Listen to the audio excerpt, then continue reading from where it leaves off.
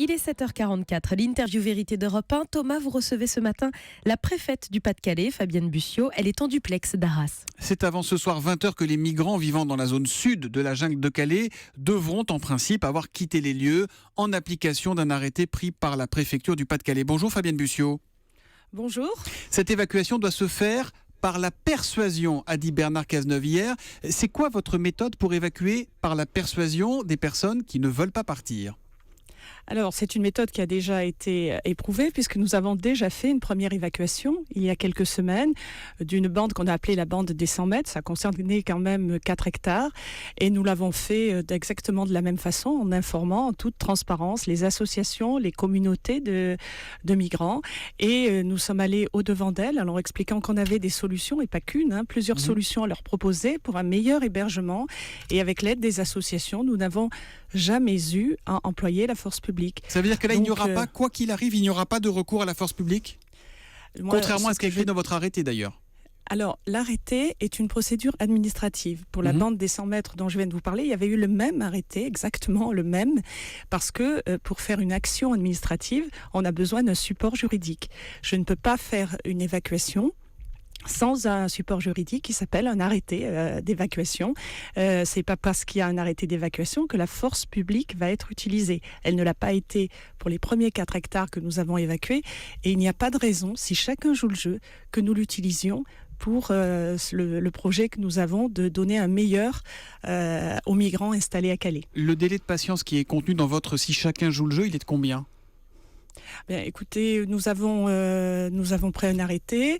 Normalement, on leur a laissé un délai d'une semaine et demie pour accepter l'accueil sur place. Donc, il expire ce soir en principe. Dans un centre d'accueil provisoire ou dans des CAO un peu partout en France. Plusieurs, d'ailleurs, centaines sont déjà partis. Donc, les délais expirent ce soir, mais vous le savez, il y a une référée en justice. Donc, bien sûr... nous attendrons la décision judiciaire. Donc la décision sera rendue en principe aujourd'hui par le tribunal administratif de Lille. Si la justice suspend votre arrêté d'expulsion, que ferez-vous ? Vous en prendrez un autre ou vous considérez que la justice a parlé ? Je crois que je ne vais pas vous dire quelque chose qui vous surprendra. L'État respecte les décisions de justice et j'espère que toutes les parties prenantes feront de même. Mais en revanche, donc si vous êtes conforté par le tribunal administratif de Lille, est-ce qu'il y aura une évacuation coûte que coûte des migrants ? Parce qu'on ne comprend pas très bien en fait la ligne de crête là. Alors écoutez, il y a une décision, c'est une évacuation pour leur proposer un logement. Je vous rappelle qu'il y a quelques mois, nous avions été condamnés, l'État, par à peu près les mêmes associations, parce que justement nous laissions vivre des personnes dans des conditions indignes. L'État s'est mis en position de répondre. Il y a eu une annonce qui a été faite par le Premier ministre et le ministre de l'Intérieur qui sont venus sur place, qui ont annoncé la création de ces 1500 places dans des containers sur place, des containers qui ailleurs sont utilisés par exemple pour loger des étudiants, c'est tout à fait dignes. Enfin d'ailleurs, je crois que vous les avez. On s'est rendu sur place vus. et c'est vrai qu'ils sont dignes. Mais ils sont pas pleins parce que beaucoup de ces migrants ont peur d'y aller parce qu'ils ne veulent pas donner leur identité. Alors, et on demande. Ils ont peur d'être fichés derrière. Alors, on ne demande pas l'identité, on demande une empreinte palmaire. C'est quand même obligatoire parce que notre volonté, c'est de retirer ces personnes, ces femmes, ces enfants, ces hommes des mains des passeurs. Et pour que nous les retirions complètement des mains des passeurs, il faut que le camp soit organisé, structuré. C'est pour ça que nous avons besoin de savoir qui est dans le camp. Mais alors, c'est tout à fait conforme. La CNIL a donné un avis favorable au système qui a été mis en place et c'est pas du tout une prise d'empreinte en aucun cas. Non, ça je le conteste absolument pas. Simplement, de fait, ces gens ont peur de laisser leurs empreintes parce que même quand on leur explique, ils ont l'impression qu'ils sont fichés derrière.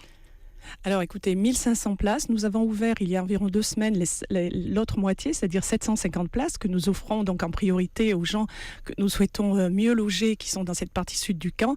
Et actuellement, nous avons dépassé les 1200 personnes à l'intérieur du camp, donc c'est un vrai succès. Et qu'est-ce que vous répondez aux associations de terrain qui connaissent leur sujet donc, et qui disent qu'il n'y a pas de véritable solution alternative et qu'ils regrettent d'ailleurs, qui disent aujourd'hui on n'est pas prêt à évacuer ces gens ?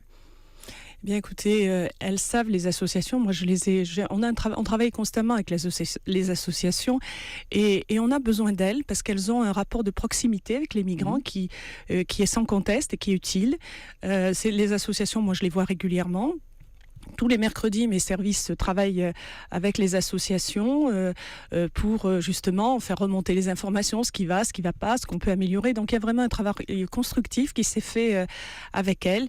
Et d'ailleurs, quand je leur ai annoncé il y a maintenant 10 jours la seconde partie de cette évacuation, c'est-à-dire la possibilité pour nous d'accueillir des migrants dans de meilleures conditions, elles n'étaient nullement surprises. Alors, bon, quelques associations, effectivement, contestent en disant qu'il n'y a pas assez de place. Moi, je dis simplement... c'est plus que quelques-unes, Madame la Préfète. 8 associations, oui, Médecins du Monde, Emmaüs, Secours catholique, la FNARS, la CIMAD, le Secours islamique, la TD Carmonde, CCFD, Terre solidaire, elles représentent du monde sur le terrain quand même. Oui, alors il y a beaucoup de monde, mais certaines des associations que vous venez de citer ne sont pas présentes à Calais, mais c'est pas pour ça qu'elles n'ont pas le droit, bien sûr, de contester la situation. Moi, je dis simplement que nous avons une solution pour chacune des personnes. C'est un défi que nous sommes prêts à relever. On n'est pas dans une bataille de chiffres. On est là pour offrir un meilleur à des personnes qui sont arrivées à Calais parce qu'elles ont suivi des passeurs qui leur disent toujours d'aller un peu plus loin. Et quand elles sont à Calais, eh bien les passeurs leur disent l'Angleterre, c'est là-bas et c'est là-bas l'Eldorado. Donc on essaie de leur faire reconsidérer. Ces personnes ne veulent que ça. Elles ne veulent qu'une seule chose, c'est aller en Grande-Bretagne. Parce qu'il y a les centres d'accueil et d'orientation qui sont disséminés un peu partout sur le territoire français. Ces personnes-là n'ont qu'une obsession, au péril de leur vie parfois, c'est de monter dans un camion, de grimper dans un bateau et de passer de l'autre côté de la Manche. Oui, c'est quand elles arrivent à Calais, elles ont cette idée-là. Mais en fait, là aussi, le ministre de l'Intérieur a pris des décisions très fortes puisque la frontière est étanche entre la France et l'Angleterre au niveau de Calais. Elle est vraiment étanche. Et d'ailleurs, les migrants et les associations le disent. On ne passe plus à Calais. C'est pour ça que nous avons aussi apporté une réponse humaine, ces centres d'accueil et d'orientation. Et nous avons déjà accueilli 2600 personnes dans ces centres d'accueil et d'orientation. 85% sont restés. On a perdu à peu près entre 15 et 17% de personnes qui sont reparties. C'est libre, un centre d'accueil et d'orientation. Ce ne sont pas des centres fermés. Voilà. Ah non, pas du tout. Et dans ces 85% qui sont restés, plus de 80% des personnes ont demandé l'asile en France. Alors, Fabienne Bussiau, donc si ça, c'est pas une réponse humaine... Je trouve que c'est la meilleure preuve. On ne va pas se noyer dans les chiffres, mais il y en a quand même un qu'on a besoin d'avoir. Combien de réfugiés, de migrants sont partis et combien en reste-t-il ce matin dans cette zone à évacuer ? Cette zone spécifique, la zone sud de la jungle.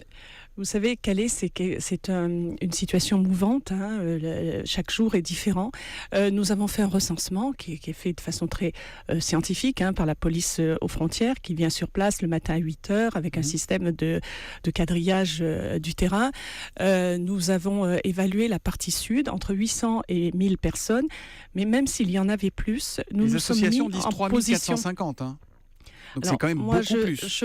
Je me refuse de rentrer dans une bataille de chiffres. Là, nous parlons de personnes humaines. Moi, je veux simplement vous dire... Mais pour qui il faut trouver des solutions individuelles. Et c'est pas pareil de trouver des solutions pour 800 personnes ou pour 3500 personnes. Écoutez, nous en avons déjà hébergé pratiquement 4000. Donc, il n'y a pas de raison que nous ne trouvons pas de solution. Mais je voulais juste vous donner 2 chiffres, puisque vous êtes venus sur place. Vous avez vu le fonctionnement du centre Jules Ferry. Sûr, Vous avez vu que nous délivrions tous les matins des petits déjeuners, que nous délivrions des repas. Et je voulais simplement vous donner un critère. Nous délivrons entre 1200 et 1500 petits déjeuners le matin et entre environ 2100 repas. Donc s'il y avait autant de personnes sur la lande, je crois que nous délivrerions beaucoup plus de repas. Je crois que ça, c'est un élément objectif que je livre. On peut préciser qu'il y a un travail remarquable qui est fait par les associations sur le terrain et également par les forces de l'ordre qui sont d'un calme total face à une situation qui est souvent compliquée à gérer. Dernière question, il y a dans la jungle des réfugiés dont les parents, les oncles, les frères sont déjà passés en Grande-Bretagne, des familles séparées donc, de part et d'autre de la Manche. Amnesty International appelle nos 2 pays à coopérer pour permettre le transfert rapide de ceux-là vers l'Angleterre. Est-ce qu'au moins ce dossier-là avance avec les Anglais, Madame la Préfète ? Alors, il y a des rencontres au niveau du ministériel. Le ministre de l'Intérieur rencontre régulièrement la ministre de l'Intérieur anglaise, mais il y a aussi un règlement qui est le Dublin 3. Chaque fois que nous avons connaissance, et plusieurs associations, notamment le Secours catholique, m'ont transmis des dossiers avec des attestations de preuves de parents proches, c'est-à-dire de maris, de parents, de pères, de mères qui sont de l'autre côté de la mer, en Angleterre. Eh bien, ces dossiers-là, nous les avons transmis aux autorités anglaises et actuellement, je peux vous dire qu'une famille est sur le point, mais elle a dû quitter Calais. Nous passons par un centre d'accueil et d'orientation pour constituer le dossier. Et cette famille devrait, dans les jours prochains, rejoindre l'Angleterre. Donc le Dublin 3 marche, on discute avec nos amis anglais, mais ça fonctionne. Merci beaucoup Fabienne Bussiot. Dernière question, je retente quand Merci même. à vous. Si la justice ne condamne pas votre arrêté cet après-midi, est-ce que la jungle sud de Calais sera évacuée, disons, avant la fin de la semaine ou plus tard ? Alors moi je vais vous répondre, mais un peu d'une autre façon. Je vais vous dire si la justice confirme l'arrêté d'évacuation que j'ai pris, eh bien à ce moment-là, des centaines de personnes trouveront un meilleur logement que celui qui est actuellement dans la boue à Calais aux mains des passeurs. Quitte à ce que ce soit les gendarmes ou les CRS qui leur montrent le chemin. Je dis que si chacun joue le jeu, et il n'y a pas de raison que les associations ne le jouent pas, il n'y aura pas d'évacuation avec la force publique. Et le calendrier, c'est vraiment avant la fin de la semaine que ça sera fait ? Il faut, alors écoutez, d'ailleurs on ne fait pas ça n'importe comment, là. On a évacué déjà plus de 4 hectares, on le fait par zonage, en commençant doucement. Chaque matin on définira une zone, on ira à la rencontre des personnes qui seraient restées sur place pour leur expliquer qu'elles doivent se déplacer. C'est ainsi que nous avons déjà procédé et c'est ainsi que nous procéderons. Merci beaucoup Fabienne Bussiot d'avoir été en direct ce matin sur Europe 1. Vous étiez, je le rappelle, en duplex d'Arras. Merci, bonne journée.